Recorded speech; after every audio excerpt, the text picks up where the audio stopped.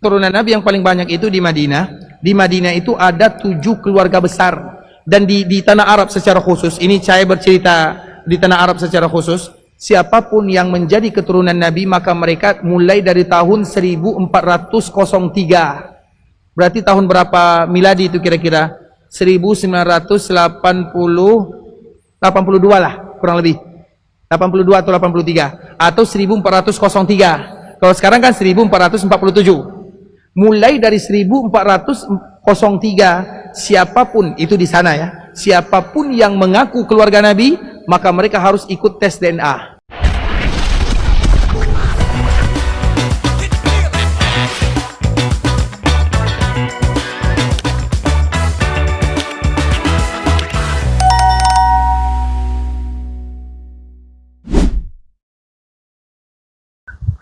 Assalamualaikum warahmatullahi wabarakatuh, sahabat tadi yang dirahmati Allah ya.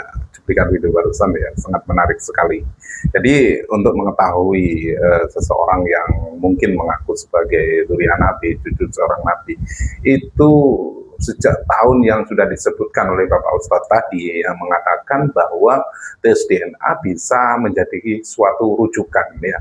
Bahkan statement dari pentolan dari Ba'alawi sendiri yang mengatakan bahwa tes DNA itu dianjurkan biar apa? Biar ketahuan cucu mana yang asli dan yang palsu, karena disebutkan ya dalam narasi video dikatakan bahwa Bapak Rizik Syihab mengatakan ya, untuk mengetahui apakah benar orang-orang yang mengklaim sebagai cucu seorang nabi itu bisa diambil sampel ya. Satu contoh ada rambut, kata Bapak Rizik Syihab. Dan yang paling terbaru ya, ada pernyataan dari Habib Bahar ataupun Kang Bahar yang siap melakukan tes DNA, dan tentunya inilah yang mungkin nanti ditunggu-tunggu oleh semua orang yang mencari poin dari ending yang digelontorkan oleh Kiai Haji Madudin Usman Al-Bantani tentang pembatalan nasab-nasab orang-orang yang mengaku mengklaim sebagai durian Nabi. Ana yang duluan mau tes DNA. Di dalam tubuh saya mengalir darah Rasulullah. Kenapa? Ha? Iri. Rakatak baut. Wow, wes gitu aja. Disinilah Ustaz Ariful Bahri membagikan ilmunya. Lelaki asli Kampar, Riau ini merupakan doktor akidah dari Universitas Islam Madinah. Kajian yang ia bawakan selalu dipenuhi jemaah calon haji dari Indonesia. Mereka duduk di sekitar kursi ceramah dan mendengarkan setiap kata dengan saksama. Misalnya Ustaz, saya tempat tinggal saya tidak terlalu jauh dari Mina. Mana yang lebih bagus? Apakah saya pulang ke tempat penginapan atau saya tetap berada di Mina? Ustaz Ariful Bahri bisa memberikan ceramah di sini karena dipilih oleh pengurus Masjid Nabawi berdasarkan kriteria dan seleksi yang ketat. Keilmuan beliau tentu tidak diragukan lagi ya, karena sampai bisa terpilih sebagai penceramah tetap di Masjid Nabawi yang merupakan masjidnya Rasulullah Shallallahu Alaihi Wasallam. Setiap jamaah haji dan umroh ya pasti ke Masjid Nabawi itu. Nah, di dalam video ini Ustadz Ariful Bahri, ya doktor, gelarnya doktor Ustadz Ariful Bahri LCMA, beliau menjelaskan bahwa di Arab Saudi itu untuk mengetahui seseorang benar-benar cucu Nabi atau bukan, salah satunya dengan cara tes DNA. Wah, ini menarik sekali ya, karena di Indonesia banyak orang yang ngaku cucu Nabi tapi takut untuk tes DNA gitu kan. Nah, di Arab Saudi itu kalau sudah ketahuan nih beneran cucu Nabi melalui tes DNA, itu nanti kerajaan Arab Saudi katanya akan menjamin kehidupan sang cucu Nabi itu. Baik itu dari sisi ekonomi, keamanan, dan lain-lainnya. Oke, coba kita lihat nih ya video Ustadz Ariful Bahri. Turunan Nabi yang paling banyak itu di Madinah. Di Madinah itu ada 7 keluarga besar. Dan di tanah Arab secara khusus, ini saya bercerita di tanah Arab secara khusus, siapapun yang menjadi keturunan Nabi, maka mereka mulai dari tahun 1403. Berarti tahun berapa miladi itu kira-kira? 1982 lah, kurang lebih. 82 atau 83. Atau 1403. Kalau sekarang kan 1447. Mulai dari 1403, siapapun itu di sana ya, siapapun yang mengaku keluarga Nabi, maka mereka harus ikut tes DNA. Jadi sudah berlaku bertahun-tahun lamanya syarat tes DNA bagi orang yang ngaku sebagai cucu Nabi di Arab Saudi. Bukan untuk menuduh, Betul. bukan untuk menuduh, tapi pemerintah ingin memberikan yang terbaik supaya nanti mereka tidak meminta-minta. Nah, itu dia. Karena keluarga Nabi tidak boleh minta sedekah. Keluarga Nabi harus dijaga kehormatannya. Sahabat pelita yang dirahmati Allah, seperti yang sudah kita simak baru bahasan ya, seorang ulama ya terkemuka dari Indonesia yang menjadi imam besar di Masjid Nabawi. Tentunya keilmuannya itu sudah tidak diragukan lagi.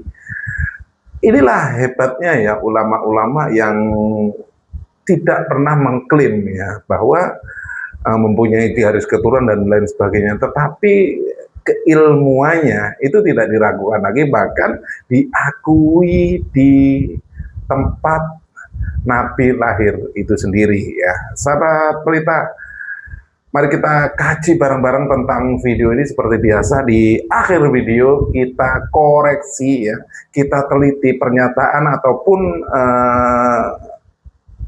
persepsi entah itu dari kelompok-kelompok yang ingin membatalkan nasabnya Ba'alawi dan dari kelompok-kelompok yang ingin menjawab antitesis, memberikan counter antitesis terhadap tesisnya Kiai Haji Madudin Usman Al-Bantani. Biar kita tidak gagal paham, sahabat pelita ya, harus kita simak sampai selesai, yaitu tadi karena apa? Biar kita tidak gagal paham dalam menanggapi sebuah video yang mungkin sempat beredar di media sosial. Tentunya harus menggunakan akal pikiran yang waras. Karena apabila kita sudah mencampur adukan antara emosi dan pikiran, yang terjadi hanya kerancuan. Dan apabila kita memaksakan kehendak ego kita terhadap orang-orang yang mungkin ya tidak sependapat dengan kita, yang terjadi hanyalah kerancuan. Jadi ketika kita nanti berdiskusi ya tentang video ini, gunakan akal pikiran yang waras. Pro kontra dalam sebuah diskusi itu wajar, tetapi harus mengedepankan sekali lagi akal pikiran yang waras. Sahabat pelita yang dirahmati Allah, mari kita simak keseluruhannya biar kita tidak gagal paham. Langsung saja kita simak, yang mungkin yang paham-paham saja nanti langsung saja ya kita mohon diskusinya. Ini dia videonya, silakan. Turunan Nabi yang paling banyak itu di Madinah. Di Madinah itu ada 7 keluarga besar, dan di tanah Arab secara khusus. Ini saya bercerita di tanah Arab secara khusus. Siapapun yang menjadi keturunan Nabi, maka mereka mulai dari tahun 1403. Berarti tahun berapa miladi itu kira-kira? 1982 lah kurang lebih. 82 atau 83 atau 1403. Kalau sekarang kan 1447. Mulai dari 1403, siapapun itu di sana ya, siapapun yang mengaku keluarga Nabi, maka mereka harus ikut tes DNA. Nah ya, kita setelah mendengarkan ya pernyataan dari Ustadz ini ya, jomplang terbalik dengan pernyataan dari seorang yang mengaku sebagai durian Nabi ya. Pernyataannya itu jelas gamblang mengatakan bahwa tes DNA untuk mengetahui atau mengambil ya silsilah dari nasab seseorang itu haram hukumnya. Dan yang aneh ya, yang sekali lagi yang aneh ya, dulu seperti pernyataan di awal video yang mengatakan ya, yang dikatakan bahwa untuk mengetahui seseorang itu mempunyai jalur khusus ya kepada Rasulullah, ataupun orang-orang yang mengklaim mempunyai nasab ke Rasulullah, itu harus melakukan tes DNA. Seperti yang dikatakan barusan ya, bahwa kerajaan Saudi itu menjaga, sekali lagi menjaga keamanannya. Bahkan apabila memang benar tes DNA dilakukan dan nasabnya itu tersambung kepada Rasulullah, itu semua fasilitasnya dan lain sebagainya itu dicukupi oleh kerajaan Arab Saudi. Pernyataan dari seseorang yang mengklaim mengharamkan tes DNA, biar kita tidak dibilang ini palsu, ini dan lain sebagainya. Langsung ya kita simak bareng-bareng. Ya, wajib bagi jihad mukhtassah seperti pemerintah untuk melarang, keluarin undang-undang larang, wa fardul uqubat, untuk ngasih hukuman bagi siapa? Bagi mereka yang ngutak-ngatik nasab dengan tes DNA. Ini rekomendasi Forum Fikih Dunia. Kemudian beliau menyebutkan kapan saja boleh dipakai itu tes DNA untuk nasab. Ini dari beberapa surah diantaranya. Ya, contohnya kalau ada orang seperti orang lukoto, ada lakit ketemu di tengah jalan, nggak tahu anak siapa, itu boleh. Atau anak ketukar di rumah sakit karena langsung ke bapak, boleh. Tapi di luar itu nasab-nasab jauh nggak boleh, ikhwan, nggak boleh. Ya, jelas ya. Memang apabila orang-orang yang mengaku, menganggap, mengklaim dirinya sebagai dzurriyyah Nabi, itu harus mempunyai kriteria ya. Bahkan dalam hadisnya ataupun sabdanya sendiri, Rasulullah mengatakan dari kalangan keluarganya itu dilarang menerima zakat, ya, meminta-minta sedekah, apalagi memprioritaskan, mengumbar-umbar nasabnya. Hal ini berbeda dengan orang-orang yang mengklaim dirinya merupakan dzurriyyah Nabi dan lain sebagainya. Tetapi kebanyakan ya di negara kita itu orang-orang yang mengaku sebagai, mengklaim dirinya sebagai seorang dzurriyyah Nabi itu malah meminta-minta, ya. Bahkan videonya sahabat pelita yang dirahmati Allah ya, langsung saja ya, ini kalau di Indonesia itu mengklaim dirinya sebagai dzurriyyah Nabi malah meminta-minta. Muridnya Habib Qasim, ente bilang sama bos ente ya, utangnya Habib Qasim beresin. Siap dibilangin ya, suruh Habib Hasan, jangan pakai insya Allah, wajib takbir, ke atas kaki takbir. Nah udah, ente besok kawin lagi. Iya, berarti kawin namanya. Emang udah pengen punya bini, bewok bisa dapet. Kalau udah bewokan berarti mesti binian. Saya doain besok biar dapat istri yang solehah. Istri yang solehah dapat suami yang soleh. Beb, udah saya omongin tuh.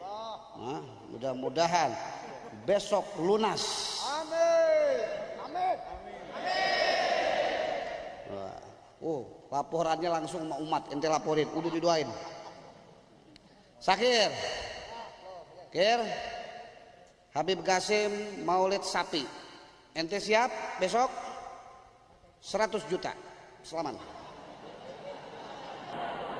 sama saya.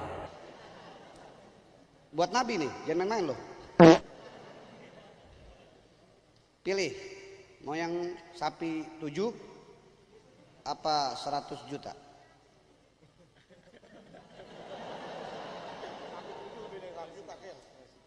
Hah? 100 juta. Fatihah. Katolik. Hah?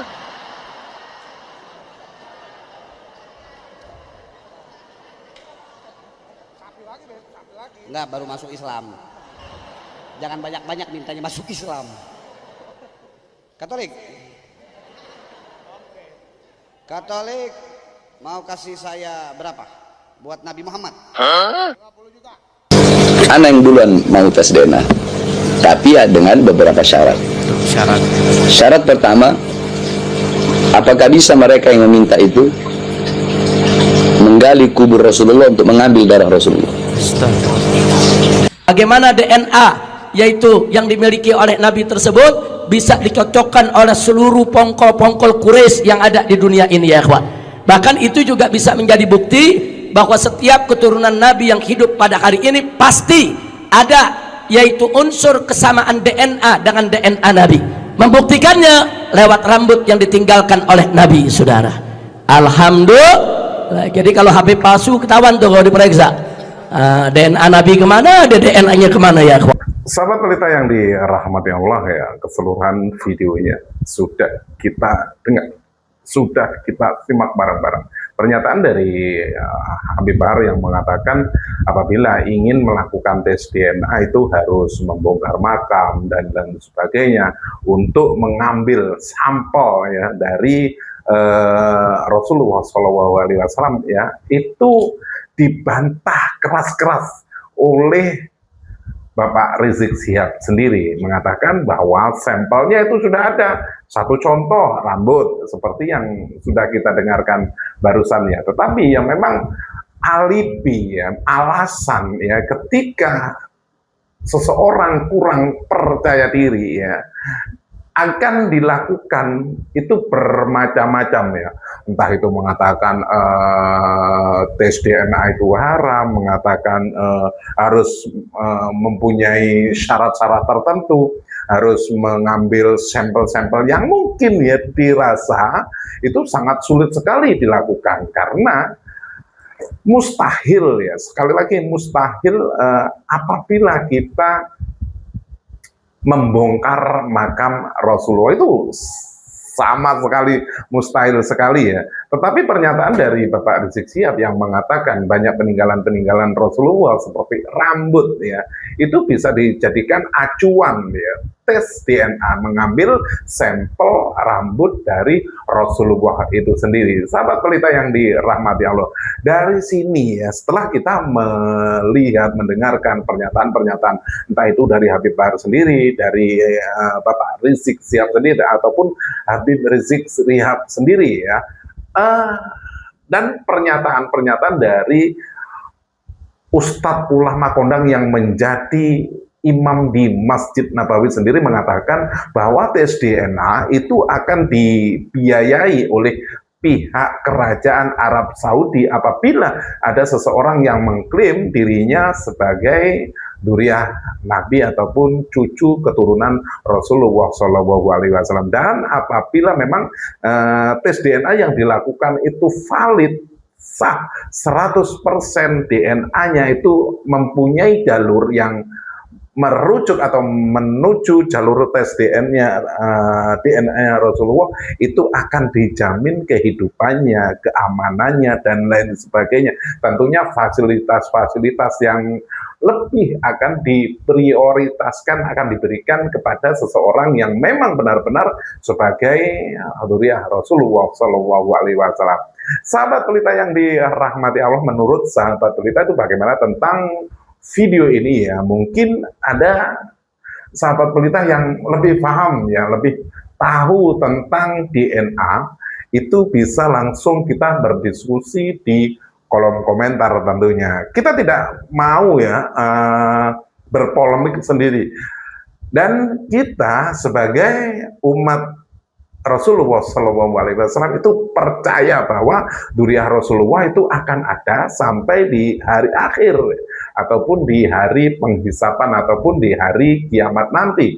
Tetapi dalam hal ini sahabat pelita ya, banyak ya, saking ingin mendapatkan fasilitas yang lebih, sehingga banyak orang-orang yang mengklaim, mengaku sebagai dzurriyyah Nabi. Nah, mungkin dari sinilah muncul tesis Kiai Haji Madudin Usman Al-Bantani, sahabat pelita ya, yang jelas-jelas tesis Kiai Haji Madudin Usman Al-Bantani tidak dipungkiri ingin meluruskan ya, ingin memberantas orang-orang yang mengklaim sebagai dzurriyyah Nabi, tetapi dalam kenyataan konteks kesehariannya itu jauh sekali dengan sifat Rasulullah itu sendiri. Bahkan berbagai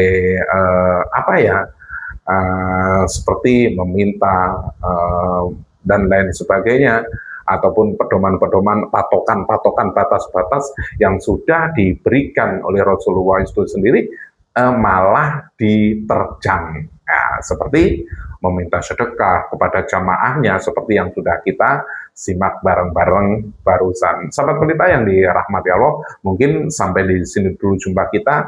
Apabila ada tutur kata saya yang kurang berkenan di hati Anda, ataupun ketika saya mereaksi video ini ada yang tersinggung, sekali lagi izinkan saya mohon maaf yang tak terhingga, dan saya akhiri wabillahi taufiq wal hidayah. Wassalamualaikum warahmatullahi wabarakatuh.